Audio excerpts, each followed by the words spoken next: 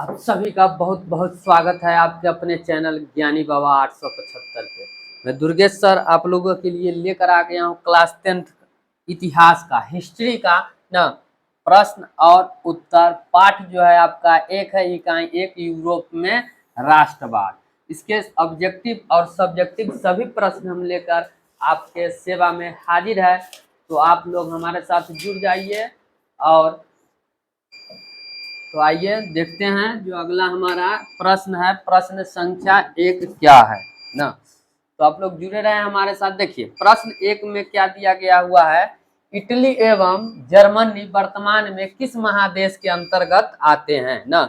Italy और कौन सा, तो इटली एवं जर्मनी वर्तमान में किस महादेश के अंतर्गत आते हैं ना, किस महादेश के अंतर्गत आते हैं। क्या उत्तरी अमेरिका, दक्षिणी अमेरिका, यूरोप या पश्चिमी एशिया। तो आपका जो सही उत्तर है वो क्या हो जाएगा, आपका सही उत्तर क्या हो जाएगा, यूरोप, यानी कि ऑप्शन ग आपका राइट आंसर होगा। ऑप्शन कौन सा, तो ग।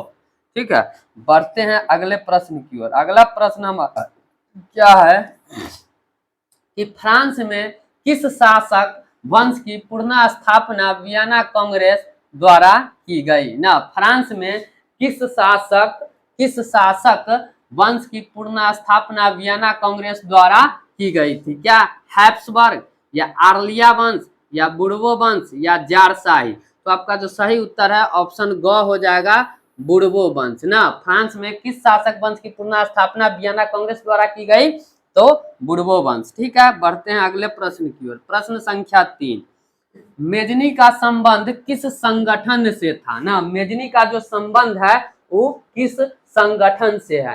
क्या आपके सामने ऑप्शन है, लाल सेना, कार्बोनेरी, फिलिक हेटारिया या डाइट। तो इनमें से मेजनी का जो संबंध है वो किस संगठन से था, तो कार्बोनेरी से। तो आपका ऑप्शन जो है ख हो जाएगा सही उत्तर।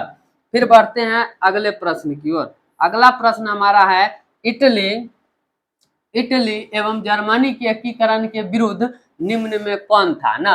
इटली एवं जर्मनी के एकीकरण के विरुद्ध निम्न में कौन था। क्या इंग्लैंड था, रूस था, ऑस्ट्रिया था या पर्सा था। तो कौन था, ऑस्ट्रिया था। तो आपका जो ग है सही उत्तर हो जाएगा ऑप्शन ग। बढ़ते हैं अगले प्रश्न की ओर। अगला प्रश्न है हमारा क्या, काउंट काबुल को विक्टर इमैनुअल ने किस पद पर नियुक्त किया। क्या सेनापति के पद पर, फ्रांस में राजदूत के पद पर, प्रधानमंत्री के पद पर या गृह मंत्री के पद पर। तो किस पद पे, तो प्रधानमंत्री के पद पर। तो आपका जो ऑप्शन ग है आपका क्या हो जाएगा सही उत्तर। फिर बढ़ते हैं अगले प्रश्न की ओर। अगला प्रश्न है 5 नंबर के बाद 6 नंबर आपका कौन, गैरीबाल्डी पेशे से क्या था। गैरीबाल्डी जो था पेशे से क्या था। क्या वह सिपाही था, किसान था, जमींदार था या नाविक था। तो गैरीबाल्डी जो था वो कौन था, नाविक था। तो आपका ऑप्शन घ हो जाएगा आपका सही उत्तर। फिर बढ़ते हैं अगले प्रश्न की ओर। प्रश्न संख्या 7 क्या है, आइए देखते हैं। प्रश्न संख्या 7 है, जर्मन राइन राज्य का निर्माण किसने किया था। जर्मन राइन राज्य का निर्माण किसने किया था। जर्मन राइन राज्य का निर्माण किसने किया था। क्या लुई 18वां, नेपोलियन बोनापार्ट, नेपोलियन तृतीय या बिस्मार्क। तो जर्मन राइन राज्य का जो निर्माण है कौन किया था, नेपोलियन बोनापार्ट। तो आपका जो ख है वो हो जाएगा आपका सही उत्तर। आपका ख क्या हो जाएगा आपका सही उत्तर।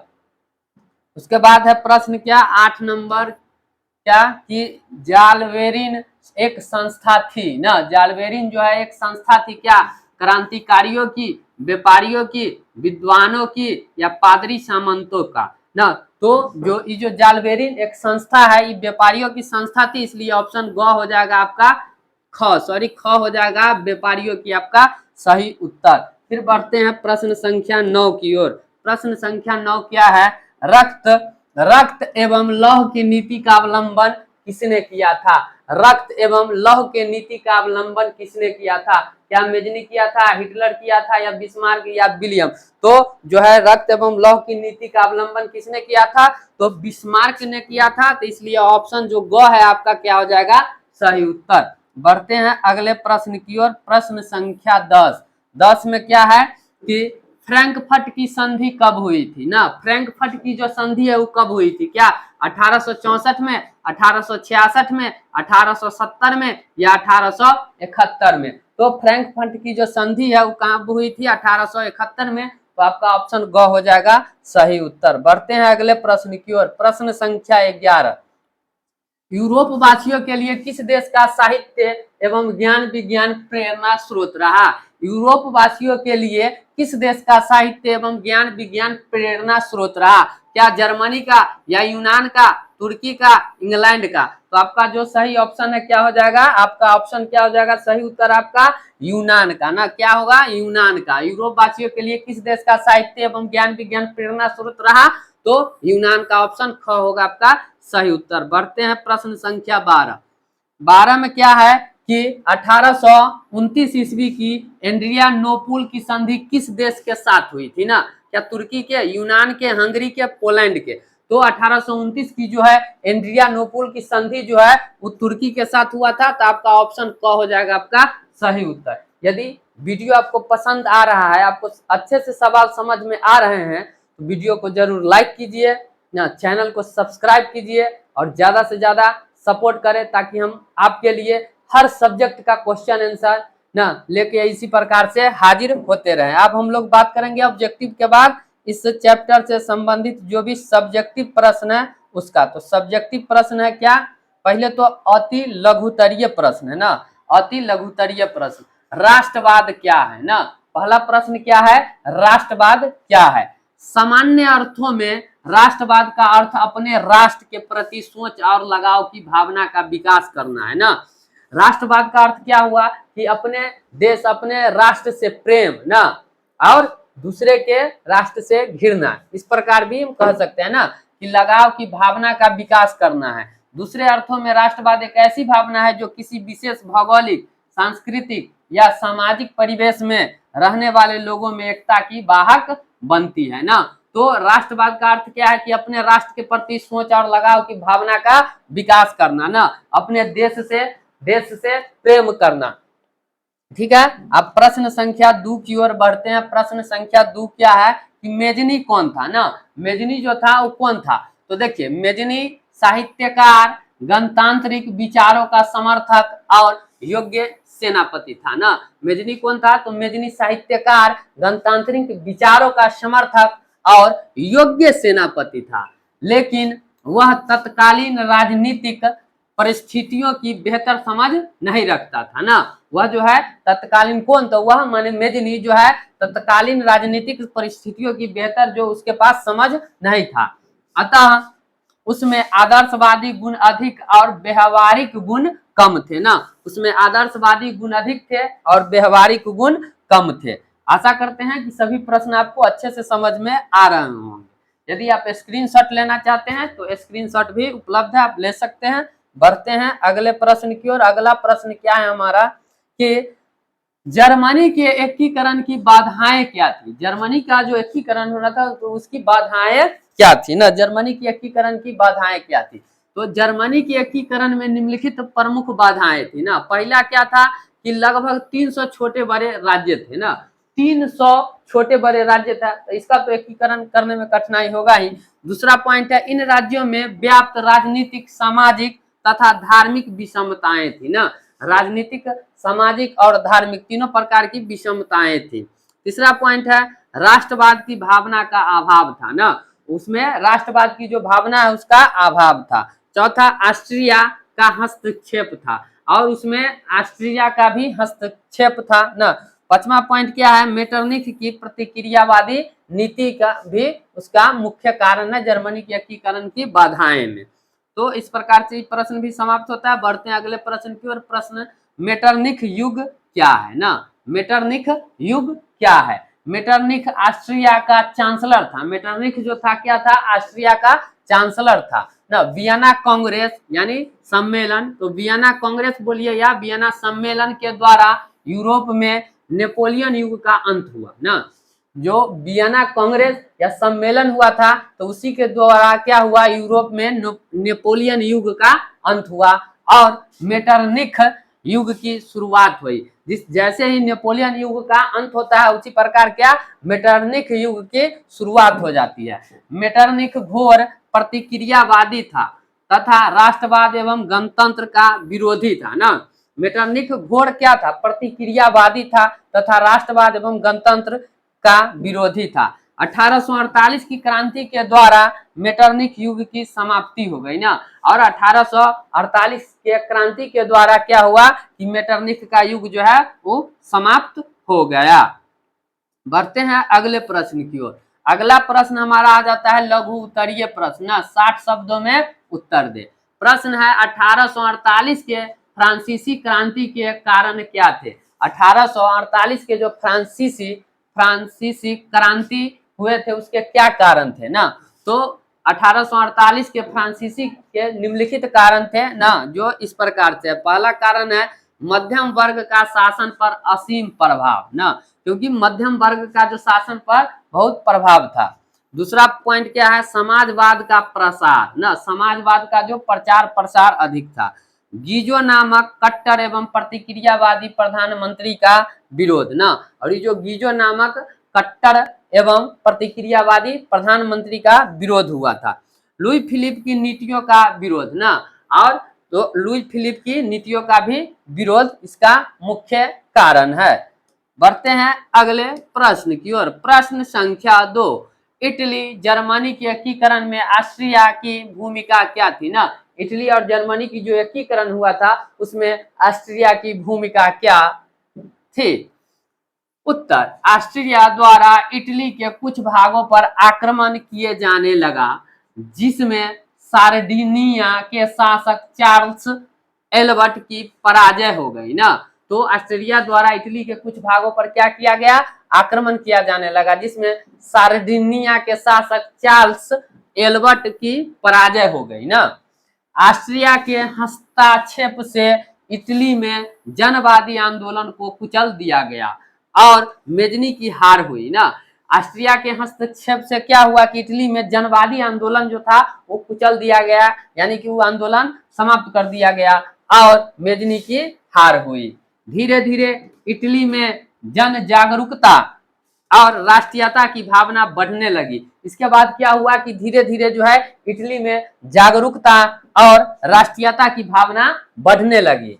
उसके बाद क्या हुआ, जर्मन राज्यों में बढ़ते हुए विद्रोह को ऑस्ट्रिया और पर्सा ने मिलकर दबाया ना। और ये जो बढ़ता गया जर्मन राज्यों में बढ़ते हुए विरोध को ऑस्ट्रिया और पर्सा ने क्या किया, मिलकर दबा दिया।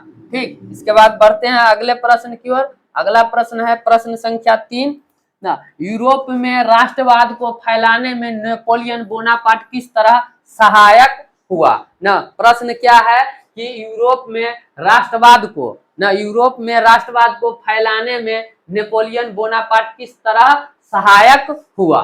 तो इसका उत्तर जो है क्या हो जाएगा, उत्तर है नेपोलियन बोनापार्ट प्रथम ने जब इटली पर अधिकार किया तो उसने छोटे छोटे राज्यों का अंत कर दिया ना। नेपोलियन बोनापार्ट प्रथम ने जब इटली पर क्या किया, अधिकार किया, तो उसने छोटे छोटे राज्यों का अंत कर दिया। उसने रिगाओ, फर्रारो, बोलोनो तथा मोडेना को मिलाकर एक छोटे से गणराज्य की स्थापना कर दी थी। इसे ट्रांसपर्निका गणतंत्र कहा गया ना। इसे क्या कहा गया, ट्रांसपर्निका गणतंत्र कहा गया था।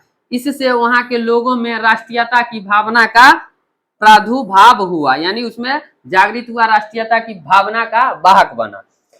फिर है अगला प्रश्न, प्रश्न संख्या 4, गैरीबाल्डी की कार्यों की चर्चा करें ना। गैरीबाल्डी के कार्यों की चर्चा करें ना। गैरीबाल्डी पेशे से एक नाविक और मेजनी के विचारों का समर्थक था ना। जो गैरीबाल्डी था वो पेशे से क्या था, एक नाविक था और मेजनी के विचारों का समर्थक था, परंतु बाद में काबुल के प्रभाव में आकर संवैधानिक राजतंत्र का पक्षधर बन गया। और बाद में क्या हुआ कि काबुल के प्रभाव में आकर संवैधानिक राजतंत्र का पक्षधर बन गया। गैरीबाल्डी ने अपने कर्मचारियों तथा स्वयं सेवकों की सशस्त्र सेना बनाई, जिसे लाल कुर्ती के नाम से जाना जाता है ना। गैरीबाल्डी क्या किया था, गैरीबाल्डी ने अपने कर्मचारियों तथा स्वयं सेवकों की सशस्त्र सेना बनाई, जिसे क्या कहा गया, लाल कुर्ती के नाम से जाना जाता है। इसकी सहायता से 1860 ईस्वी में नेपल्स के राजा को पराजित किया ना, इसी की सहायता से 1860 ईस्वी में कौन, तो गैरिबाल्डी जो है वो नेपल्स की राजा को पराजित किया। इसके बाद सिसिली पर विजय पाई ना। इन रियासतों की अधिकांश जनता बुर्बो राजवंश के निरंकुश शासन से तंग आकर गैरिबाल्डी का समर्थक बन गई ना। गैरिबाल्डी ने यहाँ गणतंत्र की स्थापना की तथा विक्टर इमैनुअल के प्रतिनिधि के रूप में वहां की सत्ता संभाली। बाद में उसने काबुल के परामर्श पर पोप पर कब्जा कर लिया। इसके बाद उसने अपने सारे जीते हुए इलाकों को विक्टर इमैनुअल को सौंप दिया ना। उसके बाद क्या हुआ कि जितने भी इलाके को जीता हुआ था उस सब के सब विक्टर इमैनुअल को सौंप दिया। उसने विक्टर को संयुक्त इटली का राजा घोषित कर दिया और सार्डिनिया का नाम बदलकर इटली राज्य कर दिया ना। और इस सार्डिनिया का ही नाम बदलकर क्या कर दिया गया, इटली राज्य कर दिया गया। बढ़ते हैं प्रश्न संख्या 5 की ओर। 5 प्रश्न क्या है कि विलियम प्रथम होगा। विलियम प्रथम के बगैर जर्मनी का एकीकरण बिस्मार्क के लिए असंभव था, कैसे ना। विलियम प्रथम के बगैर जर्मनी का जो एकीकरण है बिस्मार्क के लिए क्या था, असंभव था, लेकिन कैसे, तो उत्तर क्या हो जाएगा, जनवरी 1830 में ना। कब, जनवरी 1830 में विलियम प्रथम पर्सा का शासक बना ना। जनवरी 1830 में क्या हुआ कि विलियम प्रथम जो है वो पर्सा का शासक बना। वह साहसी, व्यवहार कुशल और योग्य सैनिक था ना। वो कैसा था, तो साहसी था, साहसी के साथ साथ व्यवहार कुशल था और योग्य सैनिक भी था। सिंहासन पर बैठते ही उसने सैन्य शक्ति बढ़ानी शुरू कर दी और उसने जर्मन राष्ट्रों को एकता के सूत्र में बांधने के उद्देश्य को ध्यान में रखकर महान कूटनीतिज्ञ बिस्मार्क को अपना चांसलर नियुक्त किया ना। अतः विलियम प्रथम के बिना जर्मनी का एकीकरण बिस्मार्क के लिए असंभव था। इन्हीं कारणों से जो था, क्या था, विलियम प्रथम के बिना जर्मनी का एकीकरण जो है बिस्मार्क के लिए क्या था, असंभव था। फिर बढ़ते हैं अगले प्रश्न की ओर। अगला हमारा दीर्घोत्तरीय प्रश्न आएगा ना। तो दीर्घोत्तरीय प्रश्न लगभग 150 शब्दों में उत्तर देना रहता है ना। प्रश्न है क्या कि इटली के एकीकरण में मेजनी काबूर और गैरिबाल्डी के योगदानों को बताए। यदि वीडियो पसंद आ रहा है तो जरूर इसे लाइक कीजिए और चैनल को जरूर सब्सक्राइब कीजिए, ठीक है। आप लोगों का एक सब्सक्राइब बढ़ता है ना तो दिल में बहुत खुशी मिलती है। जब खुश होते हैं तो फिर आ जाते हैं वीडियो आप लोगों के लिए लेकर बनाने के लिए। आपको प्रत्येक सब्जेक्ट का जितने भी बिहार बोर्ड के बुक है सभी के क्वेश्चन आंसर आपको यहाँ पर कराए जाएंगे अच्छे से। तो देखिए यहाँ तो क्या है, मेजनी काबूल का योगदान, मेजनी काबूल का योगदान है ना। मेजनी साहित्यकार, गणतांत्रिक विचारों का समर्थक और योग्य सेनापति था। इसमें पूछा गया है इटली एकीकरण में मेजनी काबूल और गैरिबाल्डी की योगदानों को बताए ना। तो यहाँ पर मेजनी काबूल का योगदान, मेजनी साहित्यकार, गणतांत्रिक विचारों का समर्थक और योग्य सेनापति था। मेटरनिख युग के पतन के बाद भिन्न परिस्थितियों में इटली में मेजनी का प्रादुर्भाव हुआ, उसका योगदान निम्न है ना। उसने यंग इटली नामक संस्था का गठन किया, कौन, मेजनी ने ना गठन किया और युवा शक्ति में विश्वास करता था ना। और कौन शक्ति में, युवा शक्ति में विश्वास करता था तथा कहा करता था कि यदि समाज में क्रांति लानी है तो विद्रोह का नेतृत्व युवकों के हाथों में दे दो ना। और क्या कहा करता था कि यदि समाज में क्रांति लानी है तो विद्रोह का नेतृत्व युवकों के हाथ में दे दो। यंग इटली का एकमात्र उद्देश्य इटली को ऑस्ट्रिया के प्रभाव से मुक्त कर उसका एकीकरण करना था ना। तो यंग इटली का एकमात्र एक ही उद्देश्य था कि ऑस्ट्रेलिया के प्रभाव से मुक्त कर किसका, इटली का एकीकरण करना था। उसने जनता जनार्दन तथा इटली का नारा बुलंद किया ना। उसने क्या किया कि जनता जनार्दन तथा इटली का नारा बुलंद किया। इससे युवाओं में एकता का सूत्रपात हुआ और 2 वर्षों के भीतर यंग इटली के सदस्यों की संख्या 60,000 तक पहुंच गई ना। इससे क्या हुआ, सूत्रपात हुआ और 2 वर्षों के भीतर ही यंग इटली के सदस्यों की संख्या जो है कितना, 60,000 तक पहुंच गई। उग्र राष्ट्रवादी विचारों के कारण मेजनी को निर्वासित होकर इंग्लैंड जाना पड़ा। वहां से अपनी रचनाओं द्वारा इटली के स्वाधीनता संग्राम को प्रेरित करता रहा। इटली के एकीकरण में उसे पैगंबर कहा गया है ना। इटली के एकीकरण में किसे पैगंबर कहा गया है? तो मेजनी को क्या कहा गया है? पैगंबर कहा गया है। फिर आगे बढ़ते हैं। आगे है गैरीबाल्डी का योगदान ना और काबुल का योगदान। तो देखिए गैरीबाल्डी को इटली का तलवार कहा जाता है ना। गैरी आपसे पूछा जाएगा कि इटली का तलवार जो है किसे कहा जाता है? तो गैरीबाल्डी को इटली का तलवार कहा जाता है। उसने लाल कुर्ती नामक नवयुवकों का एक संगठन कायम किया ना। इसकी सहायता से उसने 1860 ईस्वी में नेपल्स के राजा को पराजित किया। बाद में सिसिली और पोप को अपने कब्जे में ले लिया। इसके बाद गैरीबाल्डी ने अपने सारे जीते हुए इलाकों को विक्टर किसको दे दिया? इमैनुअल को सौंप दिया और विक्टर को इटली का राजा घोषित कर दिया ना। पिडमोंट सार्डिनिया का नाम बदलकर इटली राज्य कर दिया गया। क्या कर दिया गया? तो इटली राज्य कर दिया गया। बढ़ते हैं अगले प्रश्न की ओर। अगला प्रश्न जो है प्रश्न संख्या 2 कि जर्मनी के एकीकरण में बिस्मार्क की भूमिका का वर्णन करें। जर्मनी के एकीकरण में बिस्मार्क की भूमिका का वर्णन करें ना। तो देखिए 1848 ईस्वी को क्रांति के बाद 1848 ईस्वी की क्रांति के बाद यह स्पष्ट हो गया कि जर्मनी का एकीकरण क्रांतिकारियों के प्रयत्नों से नहीं होना था ना। जर्मनी का जो एकीकरण है वो क्रांतिकारियों के प्रयत्नों से क्या नहीं होना था। उसका एकीकरण एक सैन्य शक्ति प्रधान साम्राज्य के रूप में शासकों द्वारा होना था और इस कार्य को पूरा किया बिस्मार्क ने ना। जनवरी 1830 में विलियम प्रथम प्रसा क्या हो जाएगा प्रसा का शासक बना और उसने बिस्मार्क को चांसलर नियुक्त किया। बिस्मार्क को क्या किया? चांसलर नियुक्त किया। जनवरी 1830 में विलियम प्रथम प्रसा का क्या बना? शासक बना और उसने बिस्मार्क को चांसलर नियुक्त किया।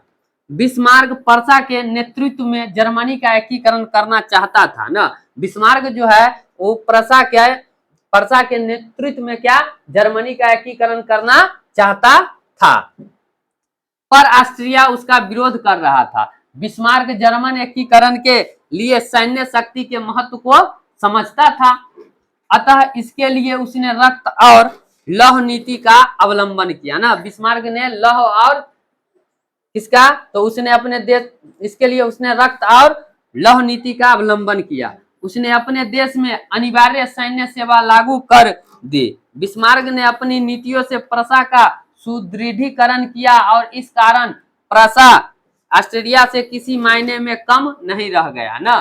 तब बिस्मार्क ने डेनमार्क, ऑस्ट्रिया और फ्रांस के साथ युद्ध कर जर्मनी का एकीकरण करने में सफलता प्राप्त की।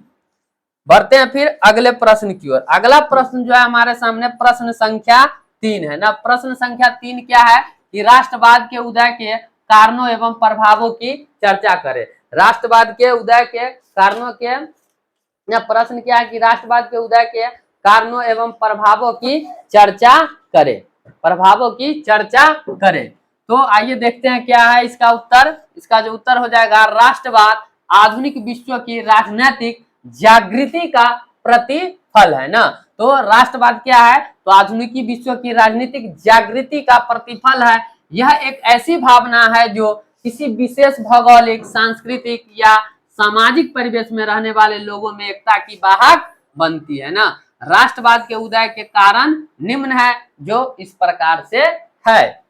पहला कारण क्या है? यूरोप में पुनः जागरण ना। पहला जो इसका पॉइंट है क्या है? पुनः यूरोप में पुनः जागरण।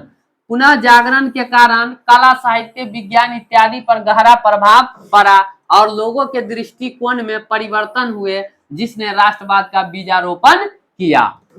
दूसरा पॉइंट है फ्रांस की राज्य क्रांति ना। फ्रांस की क्या?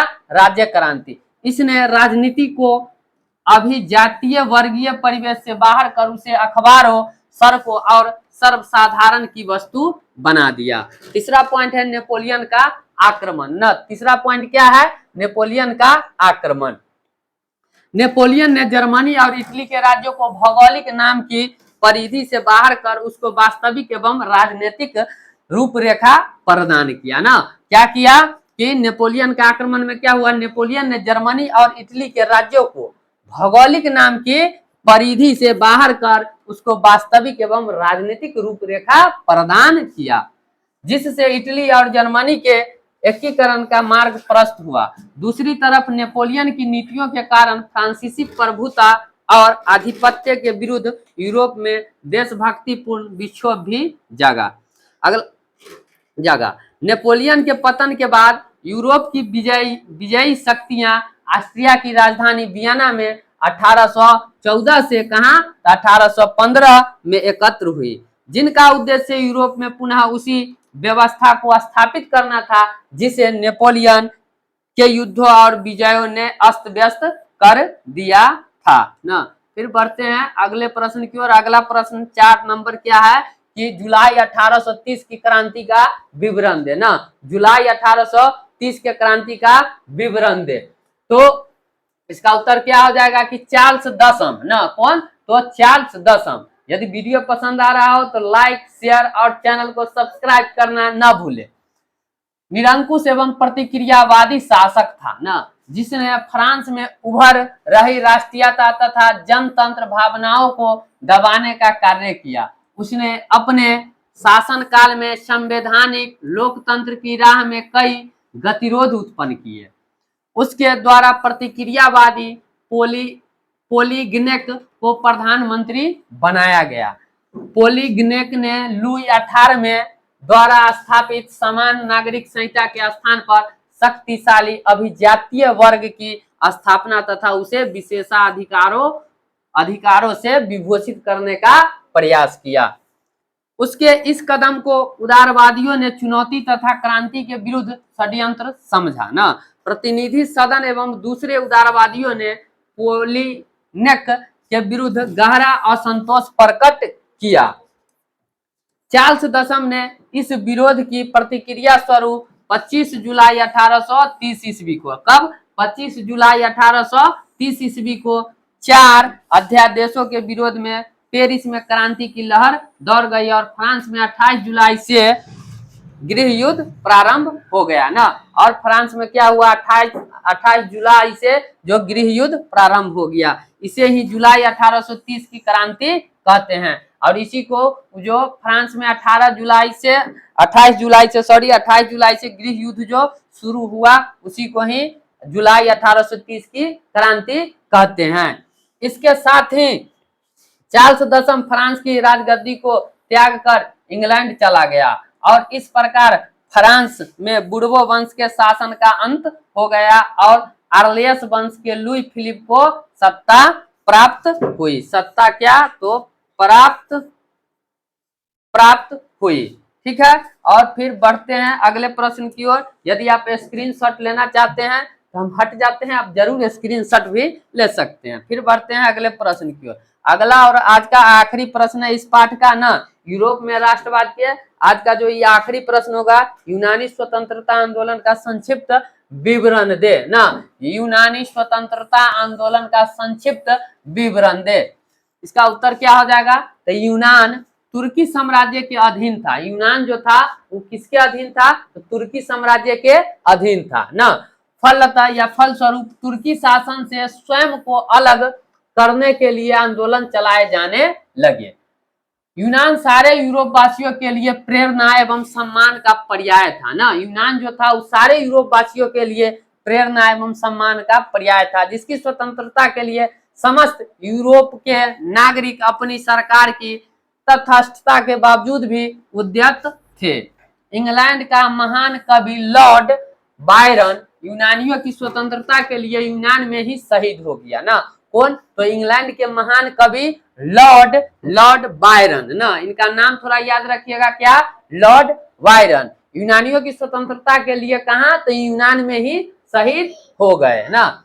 इससे यूनान की स्वतंत्रता के लिए संपूर्ण यूरोप में सहानुभूति की लहर दौड़ने लगी ना। जब कोई मर जाता है तो सहानुभूति तो थोड़ा होता ही है, तो सहानुभूति की लहर दौड़ने लगी। इधर रूस भी अपनी साम्राज्यवादी महत्वाकांक्षा तथा धार्मिक एकता के कारण यूनान की स्वतंत्रता का पक्षधर था। यूनान में स्थिति तब विस्फोटक बन गई जब तुर्की शासकों द्वारा यूनानी स्वतंत्रता संग्राम में संलग्न लोगों की बुरी तरह कुचलना शुरू किया गया ना। 1821 ईस्वी में अलेक्जेंडर ना, कौन? अलेक्जेंडर। 1821 ईस्वी में अलेक्जेंडर चिपसिलांटी के नेतृत्व में यूनान में विद्रोह शुरू हो गया, परंतु वह मेटरनिख के दबाव में खुलकर सामने नहीं आ पा रहा था ना। परंतु जब जार निकोलस आया तो उसने खुलकर यूनानियों का समर्थन किया। अप्रैल 1826 ईस्वी में ग्रेट ब्रिटेन और रूस में एक समझौता हुआ कि वे तुर्की यूनान विवाद में मध्यस्थता करेंगे ना। तुर्की और किस में? तो यूनान के जो विवाद हुआ था उसका मध्यस्थता करेंगे ना। क्या करेंगे? तो मध्यस्थता करेंगे, मध्यस्थता करेंगे। फ्रांस का राजा चार्ल्स दसम भी यूनानी स्वतंत्रता में दिलचस्पी लेने लगा ना। फ्रांस का जो राजा था कौन? चार्ल्स दसम, वो भी यूनान की स्वतंत्रता में माने दिलचस्पी लेने लगा। 1827 में लंदन में एक सम्मेलन हुआ जिसमें इंग्लैंड, फ्रांस तथा रूस ने मिलकर तुर्की के खिलाफ तथा यूनान के समर्थन में संयुक्त कार्यवाही करने का निर्णय लिया ना। क्या हुआ कि 1827 ईस्वी में लंदन में एक सम्मेलन हुआ जिसमें इंग्लैंड, फ्रांस तथा रूस ने मिलकर क्या? तुर्की के खिलाफ तथा यूनान के समर्थन में ना। केकरा खिलाफ? तो तुर्की के खिलाफ। केकरा समर्थन में? तो यूनान के समर्थन में संयुक्त कार्यवाही करने का निर्णय लिया। इस प्रकार तीनों देशों की सेना नावारिनो की खाड़ी में तुर्की के खिलाफ एकत्र हुई। युद्ध में तुर्की की सेना पराजित हुई और अंततः 1829 में एड्रियानोपल की संधि हुई, जिसके तहत तुर्की की नाम मात्र की प्रभुता में यूनान को स्वायत्तता देने की बात हुई। परंतु यूनानी राष्ट्रवादियों ने संधि की बातों को मानने से इनकार कर दिया ना। यूनानी राष्ट्रवादियों ने जो संधि के बातों को मानने से क्या कर दिया? इनकार कर दिया। उधर इंग्लैंड तथा फ्रांस भी यूनान पर रूस के प्रभाव की अपेक्षा इसे स्वतंत्र देश बनाना बेहतर मानते थे। फलतः 1832 में ना, कब?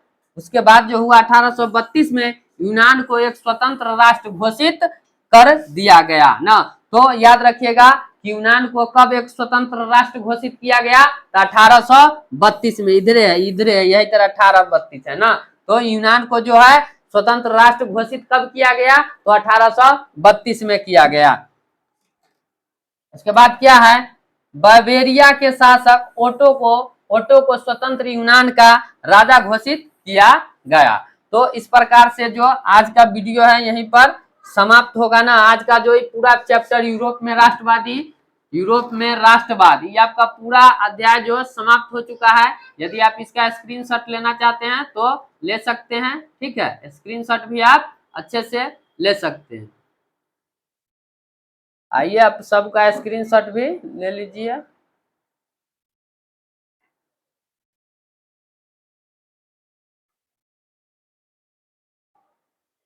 तो हम आशा करते हैं कि आपको सभी प्रश्न अच्छे से समझ में आए होंगे। यदि प्रश्न समझ में आया हो तो जरूर वीडियो को लाइक कीजिएगा, चैनल को सब्सक्राइब कीजिएगा और शेयर करना नहीं भूलिएगा। तब तक के लिए जय हिंद, जय भारत, जय जवान, जय किसान।